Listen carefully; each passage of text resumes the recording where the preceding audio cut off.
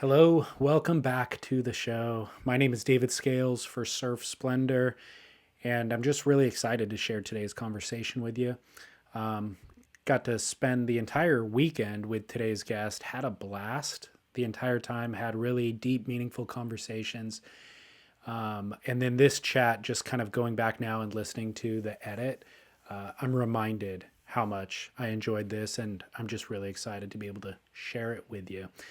So, born April 27th, 1960, in Carmel, California, started surfing at age 12 in 1972, John Philbin would go on to serve as perhaps the most indelible prototype of a surfer, for me at least, in my most impressionable years. It was through his role as Turtle in the 1987 film North Shore that I would watch on repeat in my adolescence that I learned surf lingo. I learned how to style your hair into the shape of a wave, where to sit in the lineup, and more importantly, where not to be when the wave breaks. He had already starred in Children of the Corn, The Return of the Living Dead, but North Shore really became a defining role for Philbin for his career, but also for his personal life, because it came with unrivaled access to Pipeline during the filming of the movie, and also Jerry Lopez as a mentor. He'd get another crack at Pipeline 5 years later while filming for Point Break, where he played one of the bank robbers, Nathaniel, the guy who wore the Jimmy Carter mask in Bodie's bank robbing gang. He followed that film up with one of my all-time favorites, Tombstone, in the role of Tom McLaury, who met his end in the shootout at the OK Corral famously. Philbin still lives and works in Los Angeles, and at the age of 65 still surfs often and even spends a few weeks every spring at Garageagon chasing tubes on the edge of the jungle. I was fortunate to spend a weekend together recently with John in a rented house in Daytona Beach, Florida for the Florida Surf Film Festival. So that is where and when we recorded this conversation. Before we get to it, though, just a quick word from our sponsors who make Surf Splendor possible, all of whom are actually running Black Friday discounts right now that you could jump on. RealWatersports.com, they have up to 80% off surfboards and surf gear. You could actually get all of your gifting done here because it's not just surf stuff. There's also clothing, accessories, ice chests and coolers, and of course, hundreds of dollars off of the surfboards themselves. So peruse it all at RealWatersports.com. VeyorWatches.com is doing up to 30% off. These, of course, are high quality watches built from surgical grade steel with premium movements, sapphire crystals, guaranteed waterproof. They're American assembled, and you could shop yours at VeyorWatches.com/Surf Splendor. And then the Surfrider Foundation, check it out. Got their shirt on right now. Because the ocean needs more friends. Their merch shop is doing 30% off right now. I wear their clothes weekly. I think this is their sweater as well. And high quality. They've kind of revamped their designs in recent years, but fantastic quality stuff, both the fabric and the fits. The designs are refreshing constantly. So these would make great gifts for anyone, and it, of course, supports an essential cause. So go to surfrider.org to become a member and add some merch at a 30% savings at surfrider.org. Okay, without further ado, my name is David Scales for Surf Splendor. Chaz Smith is actually sitting in with me on today's chat, so you'll hear him chime in a few times. But I really hope that you enjoy my conversation with surfer and actor of stage and screen, John Philbin. Thanks. Surf Splendor. What I've been most kind of impressed by about you is you seem to be super engaged with everybody that comes up and meets you. Like from day one, moment one, a random person will come up. Maybe they're a fan and they know who you are, or maybe they're not. They're just like, hey, my name's so-and-so. What's your name? But you're like interested in what they're doing. You're asking questions about them. What's that about? So I learned that by doing these horror movie conventions that I've been doing for a couple years now, where they're really fan conventions for horror movies I did in the 80s, and they're 40-year-old reunion cast tours, and you literally sit at a card table like with your little plaque above you, your name, and your little merch pictures of the little movies you've been in, and you meet fans who come and want to talk to you. And like you said, you take I mean, I decided to be the best guy I could at that for me because I'm doing it now. And I've seen people be bad at it. I've been bad at it. I've seen people be dismissive of fans. I've seen people be dismissive of people just because, you know, they're arrogant. Like, I mean, I literally had someone who was in Star Trek, you know, wore a mask, whatever, you know, a pretty girl though. And Hollywood goes, "Why am I talking to you?" And I'm like, "Why are you talking to me?" I didn't even understand the concept of like, why am I talking to you? And I just was like, that is so obscene to me. My father was nice to every person he met, charming man, and he recently passed away, and I was like, that quality I admire so much. You know, nice, being nice to another human being, no better, no worse, you know, like meeting them at their place, wherever they are, if they're autistic, you know, if they're in a wheelchair, if they're 400 pounds, whatever. If they're a bodybuilder, I don't care, a cop. You know, it's like, I want to be in the moment with them and wherever they're from. And so I found that to be much, you're not as tired at the end of the day.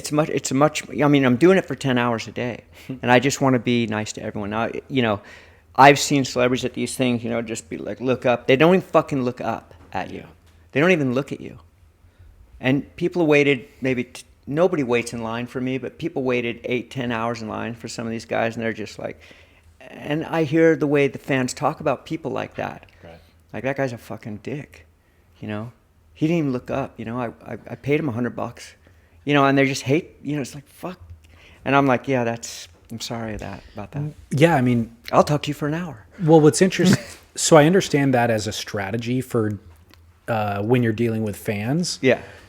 But to me, I identified it that you were doing it even with non-fans. Definitely. Like random people, you seemed genuinely interested in what they're up to. From my father. Okay. My father, Mike Philbin, R.I.P., died a year ago, I just would watch him just go around and just be, you know, how everybody loved him, you know, when he died.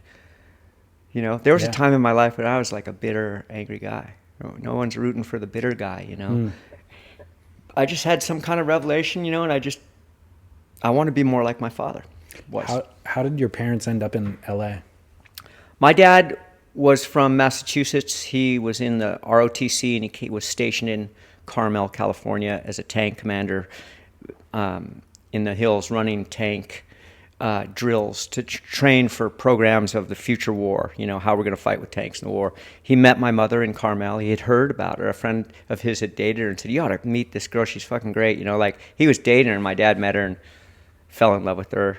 She's from Carmel, married her in Carmel at the Carmel Mission. I was born in Carmel, and I never left California. We never left California. So I born and raised in California, Northern at first, and then Palos Verdes, Southern California, and then I went to UC Santa Barbara, super California school, and then USC, you know, and then I got into, you know, cities in LA and acting and stuff. But now I still live in the Sherman Oaks, and I love it. How did you discover surfing? I was maybe 12, maybe 11. My father was a lifeguard. You know, he taught me how to swim. He taught me how to body surf. I would hold on to his shoulders like a lot of kids, their dad, and he would body surf in. Like, I just went body surfing out there today, and I like to put my hands in front of my face, like, and make a plank, and go like that. And I just think about my dad, like, just riding in with his head down and his hands out, you know, and it super protects your face and your head from hitting something. And that's the way I do it, and I find it really works. But it reminds me of him. He taught me how to body surf, and then I had to take swim lessons in the Rothman pool. And as soon as I learned to swim, okay, you can go surfing with your friends by yourselves. You know, we had old longboards, you know, Rat Beach, no leashes. And as soon as I could stand up and angle, you know, we started looking at the reefs on the hill as we looked up, Haggerty's being the very first one. So Hags was the very first rock reef left break I rode. So when I travel around, I compare all waves to Haggerty's. You were in Santa Barbara? No, Palos Verdes. I grew up in Palos Verdes. Haggerty's, sorry. Haggerty's, yeah. I was thinking Hammond's, yeah. Yeah, I've surfed Hammond since then with client as a surf instructor going, this place is magic, man. Yeah. But Hammond's reminds me of Palos Verdes, kind of. Other places, La Jolla reminds me of Palos Verdes, but I just started surfing those rock reefs, you know, and that was my life until I went to college. Your dad obviously body surfed, but how did your parents feel about you embracing surf culture? I mean, I think that they might have. My father said this later in my life. He said, "When are you going to quit this surfing thing?" Because I was an adult. I think I was going to USC. Like I'd go surfing, you know. And he goes, "When are you going to quit? You know, get serious and quit this surfing thing?" And I just said, "Never." And did they view it as problematic? Like, was it? No, they did not, because it was real. Where I live, it was kind of healthy environment. Okay. You got to put a backpack on, hike down these cliffs. You're down at the cliffs, you know, playing in Rocky Point, you know, surfing, and putting your wetsuit in your backpack and hiking up, you know, and coming back and going to school, you know, or not going to school. And but they were. I was a latchkey kid. I mean, my parents divorced when I was very young. There was no one in my house. I was alone. My dad was, you know, I had an older brother. We had an empty house to ourselves for 6 years or something. Wow. Like, and it was just like, we raised ourselves. We were feral. Like, so surfing, it was just like, are you in trouble at school? Are you in trouble with the law? You know, if there's no trouble, he doesn't get a call. I mean, he had gotten calls. I remember like lying in bed and he'd wake me, sit down on my bed before he's a businessman warrior, up every morning in the dark, you know, like saying goodbye. Well, I just wanted to sleep, and he'd be like, "Did you hit another car with your car and then drive away?" I was like, "Yes." He's like, "We're going to talk about that when I get home." You know, and that was tough. But you know, it didn't stop me. I mean, I was a hooligan. I was a troublemaker. I was like one of those, you know, I wanted attention. I wanted to do things different. I had some wild adventures growing up in Palos Verdes, unsupervised, and I mean dream come true adventures, and I wouldn't change it for the world. What did he or your parents expect of you in terms of academically and professionally? Did they expect you to get into a certain career? No. Academically, they expected me to get, you know, good grades, A's and B's. You know, when I went to UC Santa Barbara, I was a 3.66 student. You know, like got all A's and a couple B's maybe in high school. I was an econ major at UC Santa Barbara. Realized from a few classes I hate this.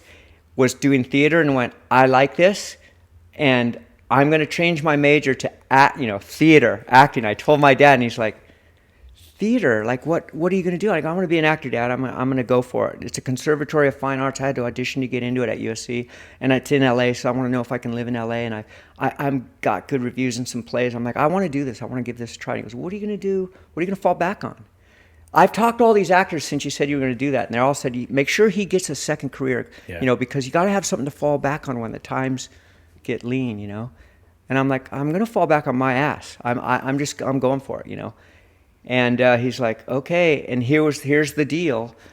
My brother had dropped out of school at UC Santa Barbara after, you know, in the middle of his first year, and kept collecting the money, but he was a college dropout and kind of lied about it. You know, my dad found out. It was just a scandal. And I was just watching, as the younger brother, watching, you know, what that's all about. And I was like, if I stay in school and get good grades, he'll pay. He goes, "Yeah, I'll pay for SC. It's expensive, you know, but I'll pay for it if this is what you want to do. But when school ends on graduation day, you're on your own." I was like, "Got it. I'm going for it." He's like, "Okay, good luck."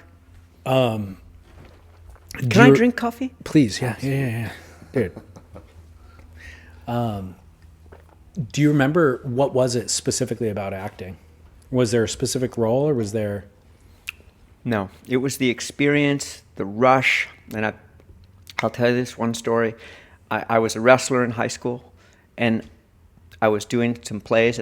You know, also when I got to be a junior, I was going to go varsity in wrestling, you know, but I'd already seen how much fun acting drama was. I'd done some high school musicals, you know, and I was riding back from a surf trip to Stone Steps.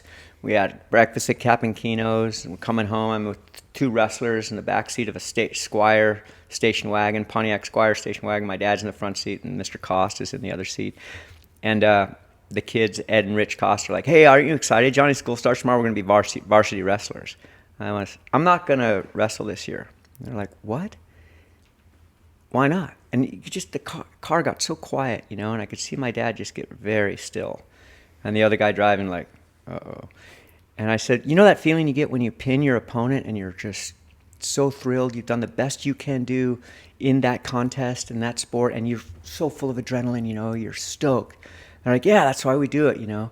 I go, I get that feeling every time I walk on stage. And I could see my dad just relax, and kind of go, okay.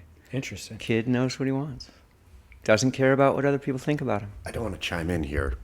I don't want to hijack at all. I thought you were part of this. I'm going to be mostly part of the second act. This will be the only time I chime, David Lee Scales. You're off from here. But what is it about being on stage? I wonder this a lot. Is it the audience? Would you feel the same way with no audience, right? Is there something about the act of inhabiting a character or is it the cheer from the crowd? Is it what is it about acting specifically that made it feel that for you? That's an interesting question. There are so many aspects of it. In high school, I'm not a professional, I'm not on TV or anything, where, I'm not doing movies where there's no applause, I'm just learning the rush of theater and also acting, drama acting. And we did these acting competitions where we travel around just like a wrestling tournament and have tournaments with other Beverly Hills High and other high schools. We'd put on scenes and judges would vote on them. And we won one year for doing Equus, and I was the lead in Equus, and we won Best Drama Scene. It was like such a, we bring home the trophy to Palos Verdes High School for Best Drama, 1978. But at first, I would say, since I grew up alone, it's not unlike surfing. There's a performance, it's an elevated platform. We had one friend, Ed Costner, would surf, and while he was surfing, he'd be like, look at me. He would literally say, look at me. You had to turn your head away, from that kind of shameless, look at me surf. But when you're acting, you are, in a way, broadcasting, look at me. When I was in class, I would make trouble. I had a pretty, it doesn't sound like it, but I had a pretty brutal childhood where I was scared a lot, and I lived in fantasy. I was an escape artist. Fantasy was my first addiction, and I would go and play fantasy games, with my friends or by myself, and the escape of inhabiting something other than my life, which scared me, and I wouldn't go home. I never went home. Didn't want to be home. Didn't want to be at the house. Something about that became an addiction, a way of escaping my own anxieties and fears by inhabiting something else. I'm going to pretend I'm a soldier getting shot. I'm going to pretend I'm a romantic guy, kissing a girl before I go away. I used to dream I got shot in the stomach, and now all the kids from school would come and tell me I was great while I'm dying. I used to go up in the attic with the guys and pretend I'd shoot heroin and then pretend to overdose. There's no audience around, but I'm inhabiting a character that is not me. It's a fantasy. And I became addicted to that pursuit of fantasy. And then I'm in high school, and there's a class. You can get an A if you do good. If you can memorize these lines and pretend you're this. Good job. It's silence. Sometimes when applause came in, it was applause is weird. Because it breaks the character. It breaks the thing. It's got to be. Hopefully, I don't know. You have to learn as an actor when you're doing live theater that what applause is, and it is another aspect of performing, right, for sure. But it was such a rush. There's a bunch of people out there. I've trained this dance, and I've trained these lines, and I'm going to go play this scene out with this other person. And if we're engaged, and if it goes well, like the rehearsals, like the director has told us how it goes, often the audience, you could feel the approval. Or the boredom, or the this isn't fucking good. But then I loved doing comedy where you could literally hear people laugh. You'd say something, you'd be doing this thing, and people would start laughing. And you'd be like, that's great. That feeling is great. And so it's such an adrenaline rush to perform live. That's different from film and TV, but I hadn't done that until I was 23 years old. I didn't start acting, in front of a camera till I did Children of the Corn, till I graduated college, done 2 plays, and then it was my first time, and I was like, it's a completely different animal. But you're addicted to the make-believe. I'm committed to this make-believe situation. And if I look good on camera and I'm believable, which, sometimes you got to do whatever it takes to try to get to that place, and everyone has a different technique, but that's about technique. Well, it surprised me to hear you say a number of times through the weekend that you're not a good actor. And I don't know if you're just being self-deprecating. Yeah. Do you believe that? Yeah, I mean, I've been good. I've been really good in certain things, and I know, like in North Shore, I was good. That was great, inhabiting of a character that I was totally in the zone. And I've seen other actors perform and think like Sean Penn or Daniel Day-Lewis. No one could do better than they did in that job, in that performance. That was as good as they did that perfectly. No one could do better. Other people can do something different and as good, but that was perfect, And striking all those notes, in a character, it doesn't matter even if it's small character or big. You can have one scene in a TV show and nail it, or you can just be pedestrian, So I know I've done work that I just couldn't. The feeling of being an actor, I don't know if when you are trying to do something and you don't feel like you're doing it well, or you're doing it right, and people aren't like really, they're like, let's go again. Like, it's a fucking horrible feeling. It's like, fuck. And sometimes a performance will come out and you'll just cringe, and I think it happens to even the best actors, they'll be so good at character work and brilliant in these independent, powerful movies, emotional movies. They'll be so good that they get to play a guy with a cape on and a mask hung in front of a green screen going, and you're like, fuck, that guy's a fucking brilliant actor. He's so brilliant, he gets to do that. And he sucks at that. And that's it's a business when you get up to that thing. Like, they're like, how do you turn that money down? It's a job. Actors like to work. Some actors can turn it. Daniel Day-Lewis, certain actors can go like, I'm not putting on the cape, bro. I'm not going to wear the cape. We'll give you $500 million. I'm not wearing the cape. Will he wear the cape? That's my thing of Marvel. Like, will he wear the cape? Like, he's good, yeah, but will he wear the cape? That was the whole premise of Birdman, that Michael Keaton film. Yeah, Birdman. You're great in that. I'm not going to do that again. Like, it's so fucking brilliant movie, Phenomenal movie. And he was phenomenal in it. Well, I hope you interpret this or accept this as a compliment, because I intend it to be. Okay. And Chaz and I had this same epiphany a couple of days ago, where I grew up watching Point Break. Saw it a dozen times, let's say, when I was a teenager, early teenager. And then I watched Tombstone 4 dozen times. Oh. And then I watched Point Break a handful of times. I did not recognize that you were the same actor in each of those roles. Yeah, the turtle was Point Break, was Tombstone. Yeah. It was... And so Turtles I think in Tombstone. Yeah. So I think that's a testament to you actually doing a phenomenal job at acting. Thank you. And I will tell you this. There was a time in my life when I'd quit acting. I couldn't get a job. I got depressed. I thought I was a failure at acting. I thought I had failed at acting. And I was teaching surfing, and I forgot I was an actor. People would remind me every once in a while, and I would distance myself from that character work. I'm a failure. I'm teaching surfing now full time. I thought I was a failure as an actor. When these movies became cult movies, and I got lucky in a couple of movies I did, small parts in, became cult movies, and they have a second or third generation of fans in life. And you get, nowadays, you get to hear from them, and I have interactions with them, and they tell me things like that, and like, fuck, I wasn't a failure as an actor. I had a really lucky run. I had a 10-year run that where I did some good work. And it was good enough work that people liked it, not just, my mom and dad were like, I remember them saying, it's really a terrible movie, like to the friend, oh, it's terrible, and like, I've had really good friends go, it's not your best work, John, like, it's so brutal, like when I go take a friend to a movie, they go, well, you tried, I mean, it's just, you got to have a thick skin, right? Of course. You tried. I tried.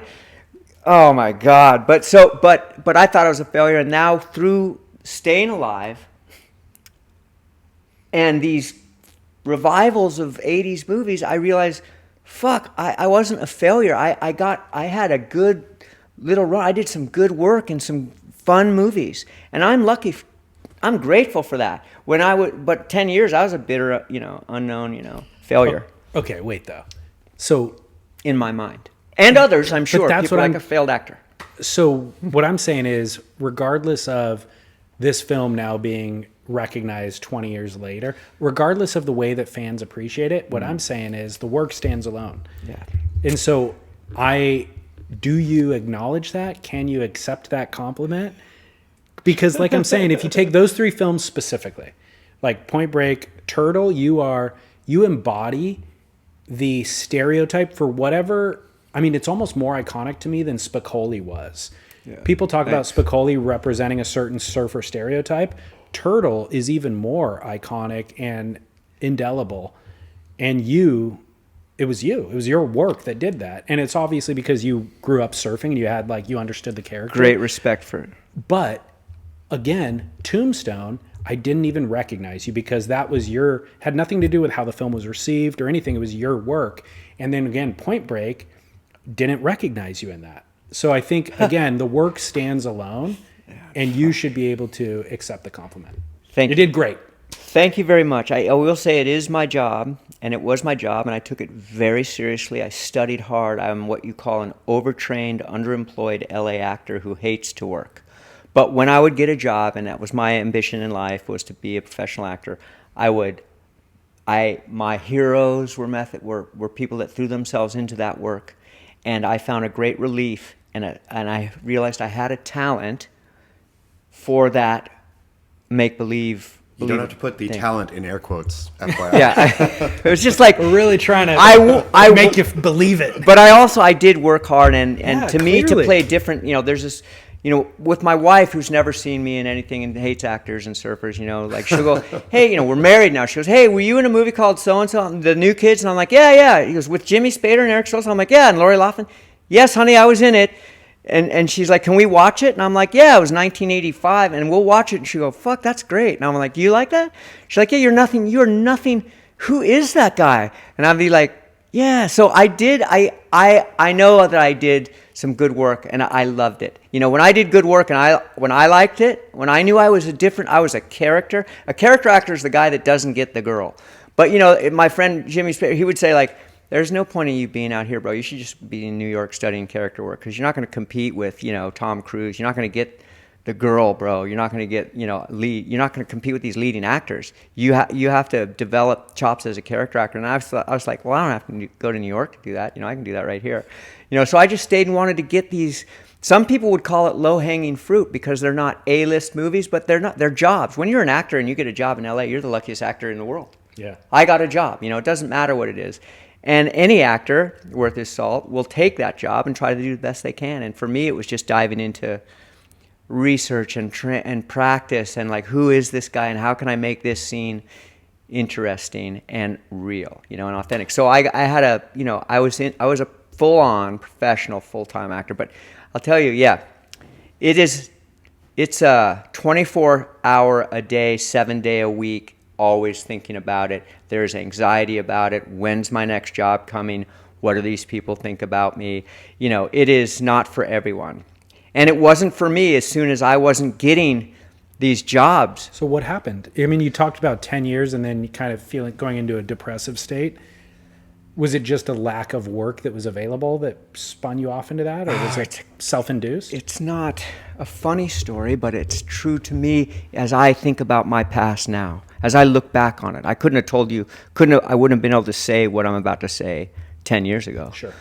But, when I started acting, I had gotten, I was so happy. I joined the union, and I was doing movies, and it was like, I'm going to be a movie actor.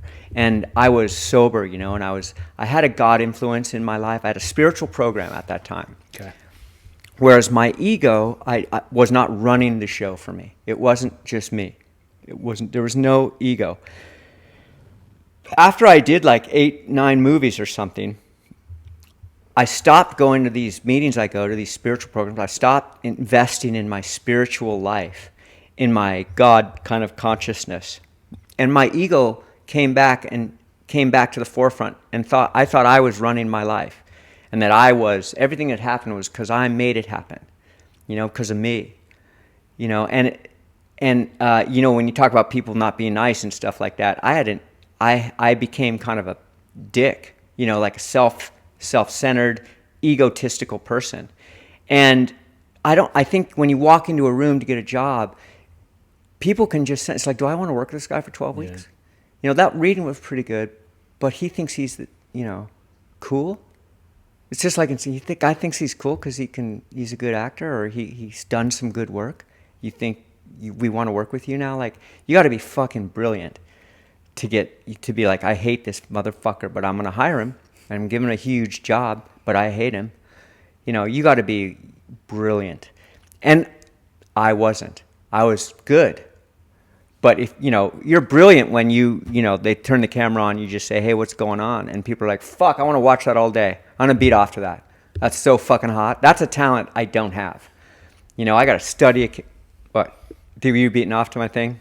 I mean, that is great also. But do you think that there's a third life in your acting? Like, do you think... Oh, can I still do it? I mean, not just third life and go get other jobs, but be a leading man? I mean... Oh, yeah, I'm surprised to hear you say character actor too, because when you look back at the stuff we were looking at last night, I'm like, that's a leading man. well, He's got leading man. I mean, but still... you're looking at Keanu Reeves and Patrick Swayze, and you see me and go, that's a leading man. Totally. Exactly. I mean, Yes. absolutely, completely. And also... I love you guys. But These it's- are my biggest fans. But it's not like, it's absolutely true. It is objectively true. I'm not, again, not blowing smoke, not even smoking a cigarette right now, John Philbin. But I mean, do you think, because there's some actors who do, all of a sudden, right? Yeah, let's give this guy a shot. Exactly. Yeah. And I've done 2 movies where I was the lead in the movie. One was called Honor Bound, which didn't get a distribution deal, and I was the leading man, the lead of it, and I did an entire film from start to finish, and the breaking down of the script and the times. We filmed in Berlin and Zagreb with Tom Skerritt and Gabrielle Azur and George Dzunza, and I was the lead in this film. And when that ended, and it's a hard job. When that film ended, when we wrapped, I went, I can do this. I was like, I can do this. I want this to come out. I want to see how it is, And it never got released. It went into, the Berlin Wall came down. The movie was about East Berlin and, the U.S. problems across the border. And the Berlin Wall came down. They lost its distribution deal. It never came out. I went to watch it with my friend, and I was like, it's not bad. It's pretty good. I'm pretty good in it. He goes, yeah, you're pretty good in it. But I think when you get an opportunity to do that, you got to fucking grab the bull by the horns and be fucking great. And I was like, yes, you're right. And then I didn't get another opportunity to be a leading man in another movie until I did Undateable John. And I did it like 10 years ago. And I was the lead in it. And I had just gotten sober again. And someone was like, you want to be in a small movie? And I'm like, yeah, I'd love to. Like, you'll play this character, And I was like, yeah, I would love to. Make him more like me. I'm not going to play my friend who you had a bad date with. That's not nice, but you can have a bad date with me, And I did it, and I look back on it. And my wife, it's one of the reasons I got married. She saw it, and it's a movie about recovery, but she liked it. I was like, you like this movie? Also, another movie that never came out. And I thought, I'm the kiss of death. Make me the lead in the movie. It's gonna lose its distribution deal. Is it me? My friends would be going like, distribution's a different animal. Exhibition and distribution has nothing to do with the production. There's so many films and TV shows that languish in this library, and some of them might be great. But I really liked it. I was like, that was good. I could do it. So I can do it if it's a character I can play, that I know that I can get behind and inhabit, and then I could do it. But if you ask me right now, can you go play this guy with this kind of accent and he's completely different from you and stuff, I'd be like, I think you asked me that the other day. I was like, I don't know that I could do that now. Oh, really? Yeah, I think I have to do something that's closer accessible to me. Not in small parts. In small parts, I'll play, whatever. So, interestingly, Keanu Reeves obviously was a co-star. I think of him, and this is maybe my own shortcoming or failure, I always thought of him as being pretty one note. Right. Like, I don't think of him as being like a super deep actor in the way that Daniel Day-Lewis or Sean Penn are. Yeah. Where he always plays the same character, and incredibly, he's gotten a couple of franchises that are that character for him. But to your earlier point, I think of him, or I've grown to appreciate him as being an incredible human being, where you want to be around him and you want to work with him. Any story I've ever heard is just praising him as a human being. And so I wonder how much of that is like in this alchemy that you're talking about, it's not just incredible talent. It's not just being a nice guy. I think some of it is self-belief. Yeah. It's like he believes that he is the leading man, and so then other people believe it in him. He's a nice enough guy to where people want to work with him, you know? Yeah. I mean, what you said last night at the festival of Catherine Bigelow seeing Patrick Swayze and then seeing Keanu and saying their energies match, right? I thought that was so insightful. Of Keanu has the it thing, right? Which He has maybe is the it undefinable. thing. Like when we watch Point Break, I watched it with my wife. I have to watch all the movies I've ever been in with my wife, and for her, it's the first time. And we watch it with me, and I go, honey, she's like, please watch it with me. Okay. But she'll watch it. Keanu Reeves will come on, the way Catherine Bigelow shot him, and she'll go, fuck, he's a good-looking guy. I'm like, honey. Sure, he's just good-looking, you know. I'm like, honey. But it has something to do. There's some brilliant, like Sean Penn isn't a classic leading man looking, No. Tim Roth, there's these fucking actors that are just so, they're such good character actors that you'd watch. They could carry if you'd watch them. Doesn't mean they're movie stars. They can't carry it. They're not George Clooney or Brad Pitt. They can't carry a film. They can't open a film for box office because it's all a business now. It doesn't mean there's not a million great actors that would love the opportunity, but they just don't have that. Film acting is how light hits your face, refracts off your skin and your bone structure, how it hits the irises, what color they turn when a light hits your iris. Kevin Costner is a perfect example. Now, he's a great character actor. He's such a good character actor, he became a leading man.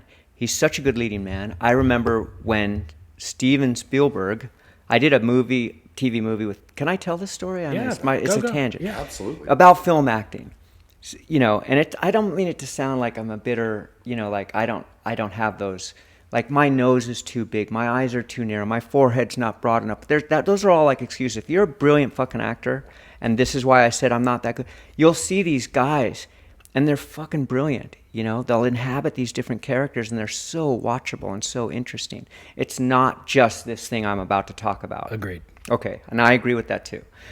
And when I do good work, it's not about, I still look the same, but I can look different. You can't recognize me, and that is great. Thank you. It's a great compliment. That is my goal. Like, for example, when I got Point Break, I don't want to have anything to do with Turtle. I'm not Turtle. Like, oh, you're playing another surfer? I'm like, yeah, I'm playing a bank robber guy. He surfs. Like Turtle, no, there's zero connection from Turtle to this guy. If you see a similarity in that, and I'm not doing my job. My goal is to be as far away from that as possible. But anyway, we're doing this thing with Steven Spielberg, and we're pilots in a World War II thing. It's called Amazing Stories. It's an anthology. Steven Spielberg directed this huge episode with Kevin Costner. Kiefer Sutherland's in it too. I'm one of the guys in the cockpit. I'm a bombardier named Bullseye. There's a scene where Kevin, it's going to be a close-up of a floating Steadicam that Spielberg is operating in the crane, and it comes up right up into his eyes. He's in a cockpit, that's kind of moving, there's fog going off. He's got to make a big decision that's kind of like magic. Magic has to happen. And the camera comes up to here, and Steven's got this little tiny pen light. Kevin calls it a hero light. Steven might call it a hero light. I love the way I'm just using their first names. George Clooney told me never to drop a name. But anyway, this thing, I don't have to explain any jokes to you, bro. So this thing comes up, and we're all sitting behind the camera, the monitor that Steven's working at. And this camera comes up and hits Kevin, and he's sitting there, and he's thinking about something, and he finds that light in his eye, in his green eyes, and they just kind of go flare green. And he looks down at this thing, and he looks up, and the flare green, and he pulls a lever. And Steven goes, cut, print. And he turns around to six fucking up-and-coming, wannabe actors. He goes, that guy's going to be a movie star. Mark my words. He just did for me what Harrison Ford did for me in Raiders of the Lost Ark or something like. He's going to be a movie star. And he walks away. We're like, oh, we go to Kevin, Steven just told us all, you're going to be a movie star. And he's like, oh, he did? Oh, cool. Like he was a super cool, humble guy. Like, and he became a movie star, because he had that thing. You may not like Kevin Costner, so there's the perfect example of someone who's a great actor, a movie star, and becomes so egotistical about himself and his work and his power and his talent that he ruins himself. The hubris, he's just like ruins himself, and it has to start over again and build it up again. You know, he did it with Waterworld and some other thing. You know, he's fucking Dances with Wolves is brilliant, and then Waterworld just like you ruin yourself, you know, like because he thought he was ego, you know, and then he thought he was too good, too precious, and then he built himself back up, and he does Yellowstone. He does it so high that he ruins himself and has to go spend his own money and lose a fortune, thinking that he's so fucking interesting that, you know, people will watch his movie, you know, and no, he was a total bomb and a, you know, but he's Kevin Costner. I mean, he's Kevin Costner. He's super. The hardest part of his job, his life, is turning down the 10 models that hit on him every day. And that's not easy. I know in my little way. No, that is the crux of it, though, right? Is like it requires self-belief to be in that lead role, but then when it's a very rare thing to be able to then live in that space and block out the vice. God, you're tracking me so well. So yes, back to the point of your question. Confidence, self-confidence will get you far. It will get something for you. But thinking that you are manifesting, you know, out of your ego, are so good and worthy or entitled to this stuff, regardless of what other people think about you, you know, that's a false paradigm. And that those people always get crash, you know, and the industry loves to watch them crash too. They're like, oh, this guy's so good, so good, so good. Oh, this guy fucking blew it. Oh, the audience does too. Yeah, the audience does. They like see it and go, we want to support the underdog, but we love cutting down. Yeah, love the it. Big Yeah, dog it's a business, you know, like build them up, cut them down. But yeah, that's a perfect example. Like, so I got overconfident, and I would go into auditions overconfident, thinking that I was so good in The New Kids or, you know, Point Break or something, or Tombstone, that I was deserving of this part, but I wasn't showing any kind of like, I will subvert myself. I'll do anything I can, you know, with all the powers of the universe behind me to channel this character for you. You know, I want to work for you. You don't have to, I'm going to help you in this. Like, but if I said that, like, I'm going to do you a favor, man. I'll play this part for you. Like, what a fucking dick, you know, like, so, but, you know, you got to, I don't know, I lost that humility, which I think I need to be good at anything. I agree. So I understand that. I lost it. I don't know how you could even prevent it. Like, even last night, seeing you on the big screen with a six-pack and a, you know, chiseled jawline, and the women who were sitting around us were like, God, he's so good looking. Take your shirt off. And they literally start screaming from the back of the theater, take your shirt off right now. And you didn't hear it the first 3 times, so she said it a 4th time so that everybody could hear it. And I'm like, how do you shirk it? How do you just like not indulge it? It's so funny, man. You know, yes, I heard that, you know, like, and it's funny. I would never tell my wife that they said, I would, like, because that's not, it doesn't mean anything. It's a valueless, you know, it's not it is blowing. It's not like, I told you, I went to a fucking show and Brad Gerlach was talking about a book he wrote in a Hollywood coffee shop that I had a part of, and I'm like, oh, Brad Gerlach's great surfer, you know, and he's talking about this thing, and some girl like goes, take your shirt off, because he's a surfer, right? And he took his shirt off in the bookstore, and I was like, what a tool, what a fucking Barney. And I was like, you know, I wanted you to take your shirt off last night. I got in the hype. Yeah, it would have been super because she fun. Hyped me up. Yeah, you know, I was like, yeah, that'll no, be amazing. Oh, trust me, there's a side of me, I'm all about that. Yeah, you know, like, I'll take my shirt off but it's a transactional thing. I work very hard on my body, and I want it, you know, if I'm going to take my shirt off, it's going to be for something. Not for free. I don't give that shit away for free anymore, bro. No. So, yeah. No, but no, you got to, I mean, it's like, I go around LA and I see, you know, successful movie actors who are working today. You know, I don't have any illusions that I have what they have. I've got a talent, and I've done some really good work, and they might even recognize me and go, I fucking loved you in that. You know, like, I was growing up, I was in the 80s, and you were fucking great. And it's why I moved to LA and became an actor. And they're on a TV show regulars, and I'm like, thank you, brother, that's super cool. But I burned those bridges.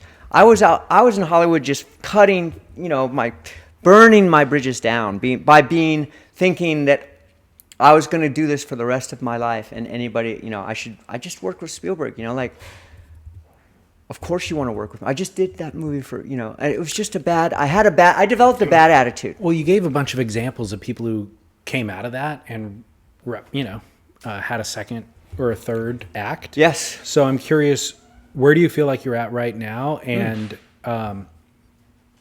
are there opportunities that await you, or do you feel like, I love it. I am alive, and I 3 years ago I got married, and I looked at some pictures, and I was like, and I hadn't been acting, and I was way overweight.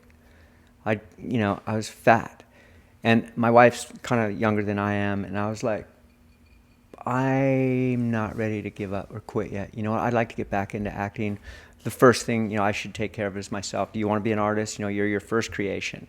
And I'm like, I'm going to do what it takes. Some guy talked about giving me a job that he wrote, and we started working on a movie. And I'm like, whoa, this is a low-budget, independent horror movie.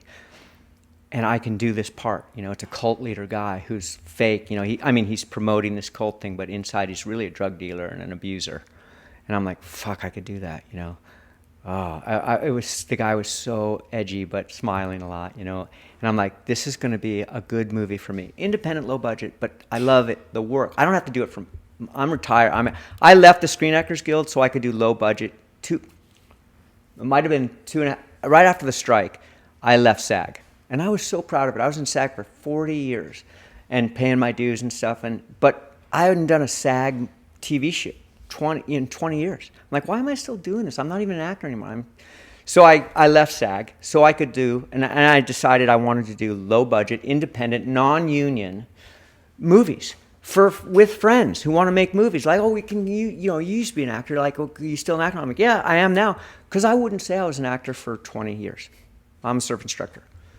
Did you used to be an actor? Yeah, I was an actor in the 80s, which it made me cringe because I didn't have the awareness I do of my past now, of my life. I couldn't look at it the same way. But anyway, yeah, so now I shoot terzepatide once a week. I've lost 30 pounds. I've got Botox shots in my head. My wife's like, yeah, your forehead looks good, bro. I'm like, I think I need some more. Like, I'm taking NMN and resveratrol, all these supplements, because I just want to look good for the next 10 years so I can do non-union, low-budget, independent films that some kid wants to make on his iPhone or whatever because it's fun. It's fucking fun, and I love it. There's certain things I can do. I can do well. Well, that guy got me, he inspired me, but that movie, for some reason, like, we were rehearsing, we had actors, we had so many things lined up, but it didn't work out, and that happens a lot. But it reignited a flame in me. And now, going to these conventions, people are like, hey, would you? I go, I would love to, yeah. I can do non-union films, and it's fun for me. I've done 2 little ones, but I want to do more and bigger.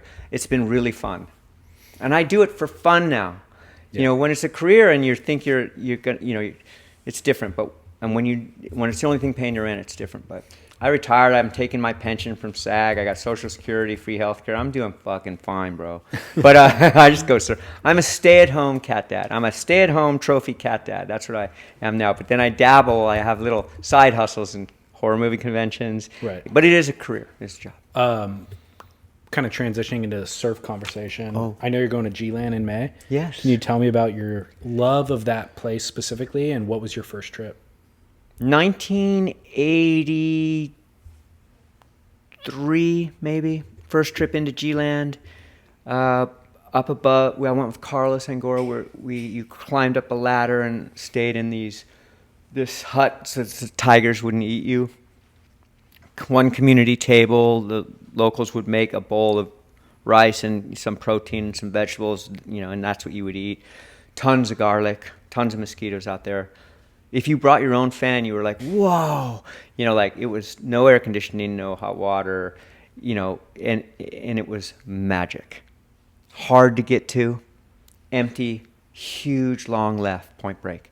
And I was like, this is, and with a vibe of Tiger Camp, like it had a vibe of like, this is gnarly, you're an adventurer, and it was a dream come true, and it made such a big impression on my mind, on me, that I was like, I would love to come back here.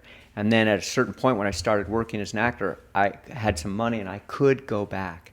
And I actually liked it so much. I swear, I mean, I would go there. Like I'd do a movie in 2 movies or something, and I go, okay, I'm going to Indonesia.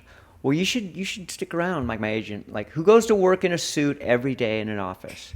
Like, well, you just did these 2 movies. There's other things coming up. You should, this is a good time for you. And I go, yeah, I just did 2 movies. I'm gonna go. I need to go surfing. I need to go in the jungle.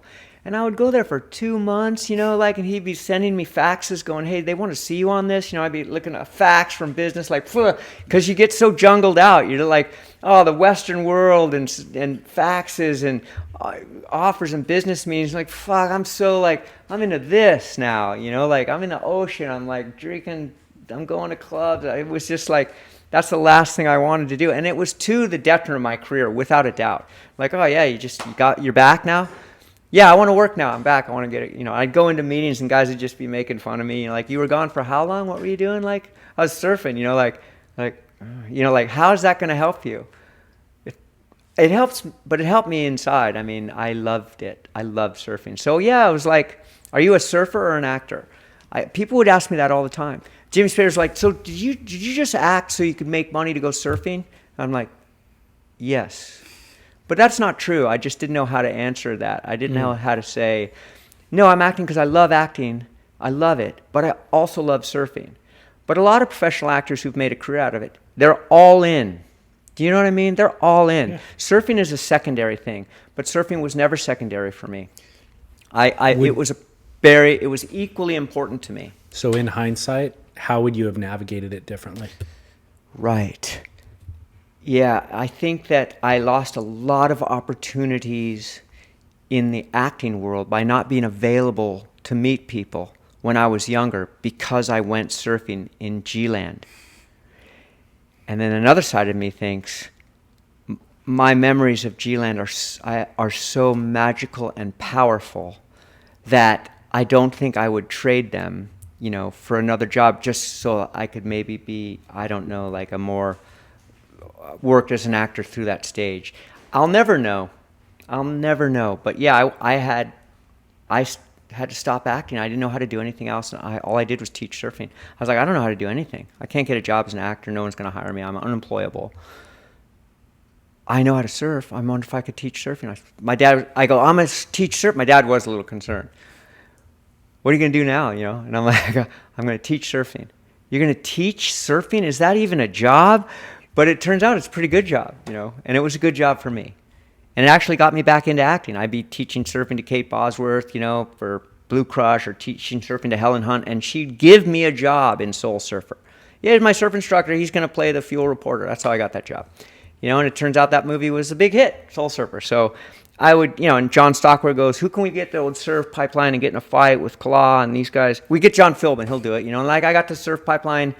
Don't talk about Pipeline. I got to surf Pipeline, in playing this kind of Eddie Rothman kind of character, this drug dealing, not that Eddie's a drug dealer, but like a tough motherfucking gangster who also surfed pipe. And I get in a fight with Chris Malloy, was my stunt double, for a day out just fighting out in a lineup at Pipeline. I'd love to talk to him about that. And, because I was a surf instructor, I got those jobs. So if I didn't know how to surf, I wouldn't get a lot of the jobs I've gotten. And if I wouldn't trade that for the world. What was that role? The Chris Malloy fighting one? Yeah, it's called The Break. It was a TV pilot that John Stockwell, after he made Blue Crush, fell in love with the North Shore, wrote a TV pilot. Brian Grazer, who directed Blue Crush, hired John to do a TV pilot about the North Shore, about this undercover cop that came there. And Chaz, this guy, he's not alive anymore, but he was a great young surfer and beautiful kid. He got the lead of the young son, and Claw is in it. He plays a cop. It's like, and some of the girls that are in that Hawaii 5-0 or whatever, LA Hawaii Law, like there's some TV, serious network show about cops in Hawaii. One of those girls and one of those guys was also in The Break pilot in hopes of that becoming one of those shows. But it didn't. It's a pilot that was made. I saw it. I screened it. I fucking loved it. I was like, oh, this is so good. I get killed in it, like everything. But who killed you that time? They don't say who it was, but I get in a fight. I'm in a pile of bodies jumping on top of me. Like they're after me because I've killed someone, and you hear the shot go, and you see this hand pull away, but we'll never know. They didn't show in that pilot who pulled the trigger. Okay. But I'm dead. The blood coming out of my I ask as a callback, but the original call wasn't on air. I mean, we didn't record it. It was last night. I think we were talking about you've been killed by Val Kilmer. Yes. And Gary Busey. Yes. And others. So you got quite the kill legacy reel. Of, I've got a snuff reel that is fucking awesome, yeah, bro. exactly. Like, how'd you die in this one? Nuclear bomb. Nuclear warhead. What's your current relationship like with surfing? I didn't go out today, even though it looked kind of like you guys were having fun. I went body surfing, and that was really fun. My relationship is that when the surf is good in Los Angeles, which it doesn't get good very often, I go surfing. I go to Zuma, or if it's big, I go to the Point Breaks. If it's huge north, I go to Palos Verdes. And that only happens a couple times a year, but Zuma, 10 times. I go surfing. Every time the surf is good, I drive the hour to the ocean and go surfing, and next year, I get to go back to G-Land in May. I've got that. It's my time. I can't go every year, but I'm going this year. I was amazed to learn that you're 65.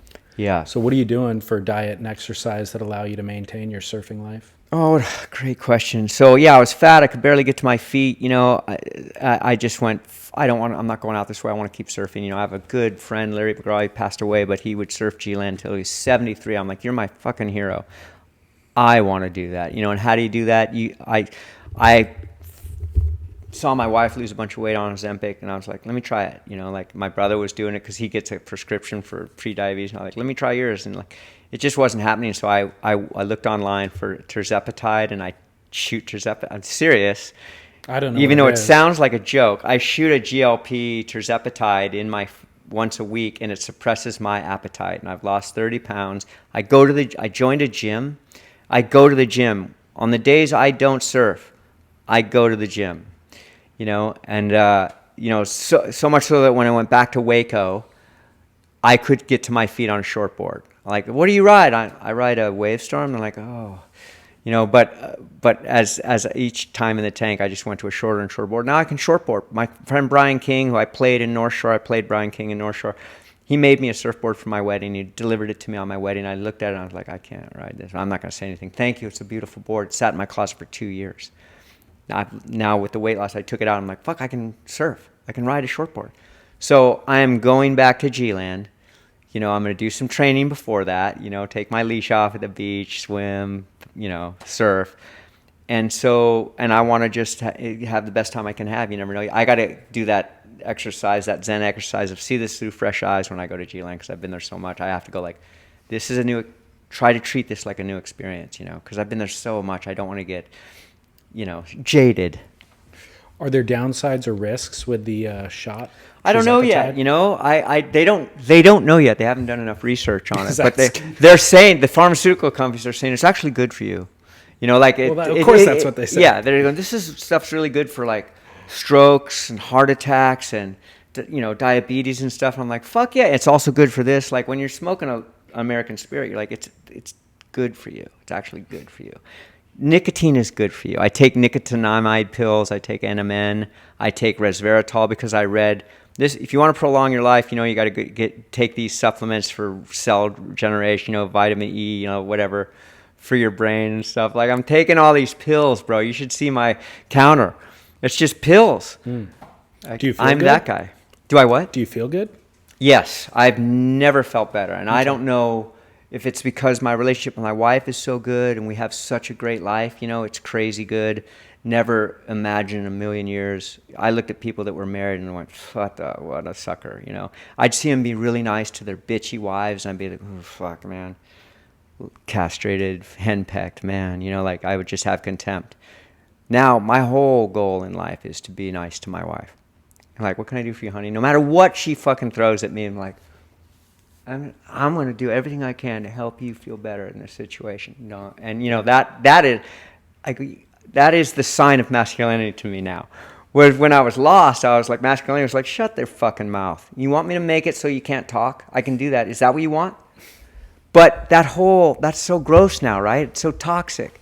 But I swear I went through that stage, that toxic masculinity, like, that's, I think, a loser's, like, weak. Now I'm like, nothing makes me feel stronger than, like, being nice to my wife. And so I've never been happier. I am more active than I've ever, going to the gym all the time, like, fuck, this is great. Losing a bunch of weight, surfing as much as I can. I ride my motorcycle to the gym every day. I don't surf. And it's become a thing. And we don't eat that much, me and my wife. I mean, I'm an overeater. I drink too much coffee, and I love to smoke when I'm away from home, but I feel really good, really healthy. Now, I always feel weird saying that, but I do right now. You look great, dude. Yeah, it's like feel great. Yeah, no. And it's new, because if you asked me 3 years ago, it's like, oh no, I fucking don't give a shit about that. Yeah. I mean, I went through, being physical, like after Point Break. When I was doing Point Break, if I can say this, I've never told this story. I was like, we worked out so hard, I mean, we were in Gold's Gym 6 days a week, and eating nothing but rice and fish and vegetables, because Catherine Bigelow's like, this is the look I want. Now, that is normal in Hollywood now. With the new superhero movies, they all are put on a diet and sent to the gym. All of them. But back then, that wasn't a thing. Only like certain actors like Charles Bronson or some actors would be like, that guy's fucking gnarly, But she wanted us, she was way ahead of the curve, Catherine Bigelow, on that on the female gaze of men. When I got out of that movie, I was body conscious. And I remember I would like go, I went to Bali immediately. I was in Bali, and there were these like kind of rich valley girls, who came to visit a friend, and they're like, they like to shop, and wear jewelry and nail polish and shit, and I'd been surfing, and I'm looking at them, they're talking like they're, city girls, and they're pretty cool, they're fair, they think they're really hot, and I go into the bathroom, I get up my toothbrush, put it in my mouth, I take my shirt off, and I come back out in my jeans, brushing my teeth and stuff, my shirt over my shoulder, to fuck with them. And I just watch them go. And I just know, God, these girls, it's so easy. I know what they're thinking right now. And I end up doing whatever I want with them because of that.